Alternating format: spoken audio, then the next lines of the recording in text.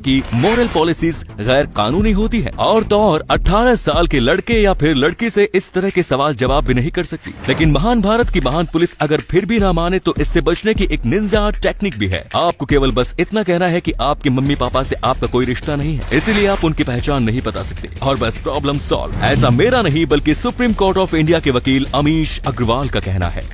तो दोस्तों, अगर आपको ये वीडियो अच्छा लगा तो आप अपने दोस्तों के साथ इसे शेयर जरूर करें। इससे हमें मोटिवेशन मिलता है और भी अच्छी वीडियोस लगातार बनाते रहने के लिए। अपने 5 मिनट देने के लिए बहुत बहुत धन्यवाद। ऐसे ही